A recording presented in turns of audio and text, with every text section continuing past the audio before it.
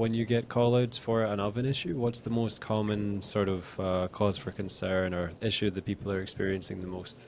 Yeah, definitely the most common issue is just straight up not heating. Any kind of Yeah. oven, freestanding, built-in, definitely the most common issue. And most of the time it's usually the element. It's usually the most obvious. It can get a little more complicated just depending on what it is and kind of some of the nuances of the symptoms and stuff. But yeah, definitely not heating.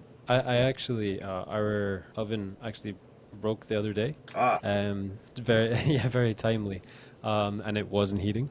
mhm. So I ended up having to do just replacing the heating element, which maybe we can get into in more detail. But yeah, just to relate to you on this was it's like a fan, electric fan oven. So with a Okay. circular heating element. Yes. So thinking, oh, it's going to be a quick fix, just open up the front and pull out the screws. Yeah. But the screws on the heating element, they weren't like the bolts Mhm. weren't going from the interior out. They were, they'd been done in the reverse. Oh yeah. So it was like, had to pull the whole thing out, take the back off, open it up, Oh yeah. and then the screws were buried inside like the insulation. Uh-huh. So it was nice and fun.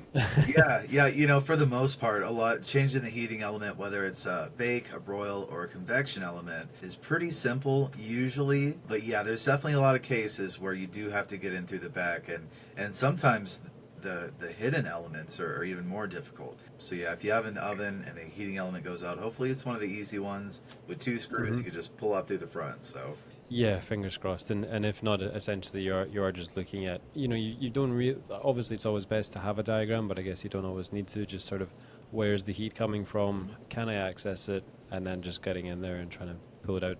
And hopefully you'll have a replacement just by looking at your model number and then searching that online. yeah, and unfortunately, especially with more of your domestic models, a lot of the heating element part numbers are universal, which is good because that typically will bring down the price because you can get an aftermarket heating element that's just as good for, sometimes $20. It's a pretty inexpensive and usually easy repair to attempt yourself. Yeah, and thankfully with the mostly simplicity of ovens, it's generally one like the main thing that'll go wrong, I guess. I have a list of other fun stuff, but yeah, I guess that's the big one. Yeah, yeah, for sure.